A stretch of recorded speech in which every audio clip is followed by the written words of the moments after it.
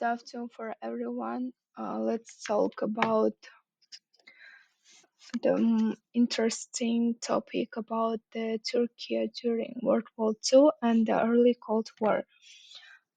Also, today I would like to discuss about Turkey's position and foreign policy during a critical period in modern history, from World War II to the early years of the Cold War. This period is marked by Turkey's careful neutrality, its post-war alignment with the West, and the delicate balancing act between the US and the Soviet Union. And I will focus on four key aspects. First one, it's Turkey's policy of neutrality during World War II. Second one, the Truman Doctrine, the Marshall Plan, and alignment with the West. Third one, accession to NATO and the development of security architecture. And the last one will be about balancing between the United States and the Soviet Union.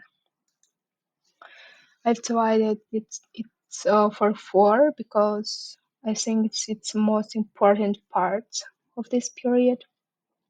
Let's talk about the Turkey's policy of neutrality during World War II. Throughout most of World War II, Turkey meticulously maintained an official policy of neutrality, a strategic decision to safeguard its sovereignty amid the tumultuous global conflict. Despite being geographically encircled by both Axis and Allied powers, Turkey, under the astute leadership of President Ismet Inonu, navigated these treacherous waters with caution. This delicate balancing act aimed to protect the nation from the existential threats posed by Nazi-occupied neighbors and the formidable Soviet Union. It was only in February 1945, towards the war's conclusion, that Turkey declared war on Germany and Japan.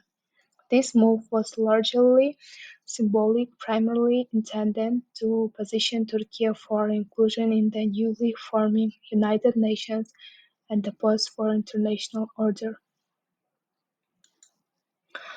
So, when World War II broke out in 1939, Turkey faced a precious geopolitical situation. It shared borders with the Soviet Union, Germany's allies, and the Middle East, which was of strategic interest to both the Axis and Allied powers. Turkey's main objective was survival and territorial integrity, having recently emerged from the turbulent 1920s and 1930s. The country was still consolidating its national institutions and recovering economically. A direct military engagement could have been catastrophic. Under the leadership of President Ismet Inonu, Turkey pursued a policy of activity neutrality. This meant maintaining informal diplomatic relations with both the Axis and Allied powers while avoiding involvement in the conflict. Key elements of this policy included, let's talk about them.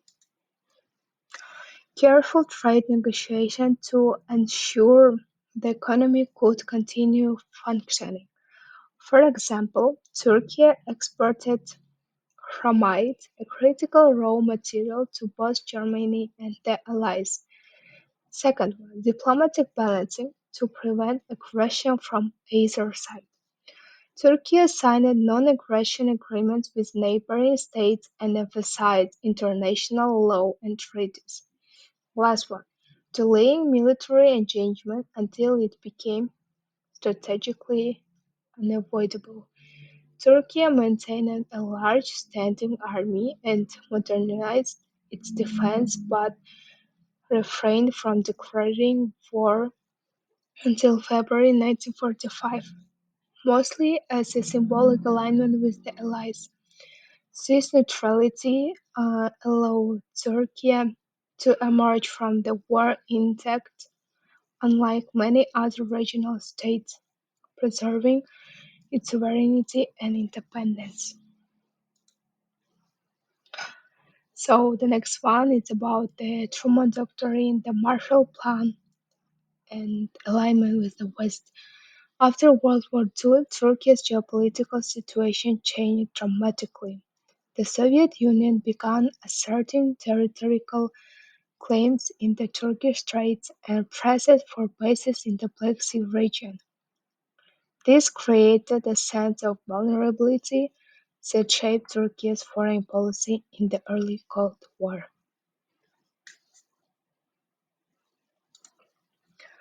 The Truman Doctrine, announced by the US President Harry Truman in 1947, marked a turning point. It committed the United States to supporting countries threatened by communism and Soviet expansion. Turkey, facing direct pressure from the Soviet Union, became one of the first beneficiaries of US aid and this doctrine. We can look about the key aspects. It's really also very interesting. The first one, military and economic assistance. Turkey received US aid to modernize its military, strengthen its defenses, and stabilize its economy. Next one, political alignment with the West. This assistance implicitly signaled Turkey's alignment with the Western Bloc in the emerging Cold War structure. And Marshall Plan participation. Turkey also benefited from post-war reconstruction aid, helping to modernize infrastructure, industry, and public institutions. This period solidified Turkey's shift from neutrality to a proactive Western-oriented foreign policy, ensuring security against potential Soviet aggression while integrating into a broader Western economic and political network. The third part, accession to NATO and the development of security architecture. Turkey's strategic importance during the early Cold War was recognized not only by the United States but also by Western Europe. By the late 1940s and early 1950s, Turkey became a candidate for membership in NATO, the North Atlantic Treaty Organization, which was founded in 1949 as a collective security alliance against Soviet expansion. Turkey officially joined NATO in 1952 alongside Greece. This move had several implications. Security guarantees: Turkey was now part of a formal military alliance, committing the West to its defense in case of aggression. Military modernization: US and NATO aid helped modernize Turkey's army, navy, and air force, making it a key regional actor.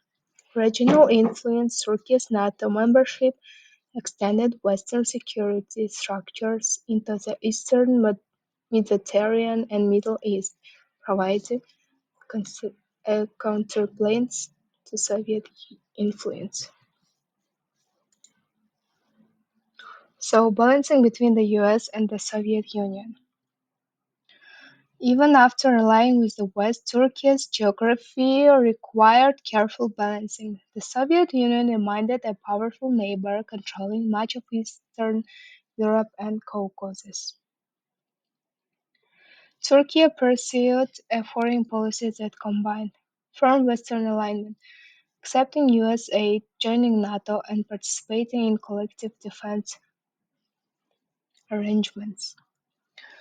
Cautious diplomacy with the USSR, maintaining diplomatic channels, avoiding direct confrontation, and adhering to international law to minimize risks. Regional influence management, engaging in limited cooperation with neighbors to prevent unnecessary escalation while positioning itself as a key strategic player in both Europe and the Middle East. This balancing act was crucial for Turkey's security and economic development. It allowed the country to benefit from Western protection while avoiding provocative actions that could trigger conflict with the Soviet Union.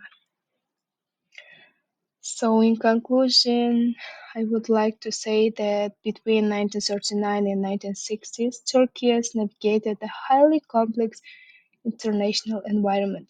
During World War II, it preserved independence through skyfall neutrality.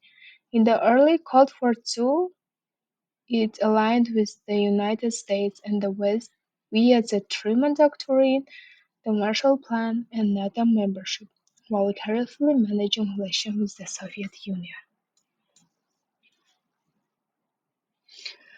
Understanding these years helps explain Turkey's continued role as a key geopolitical actor bridging East and West.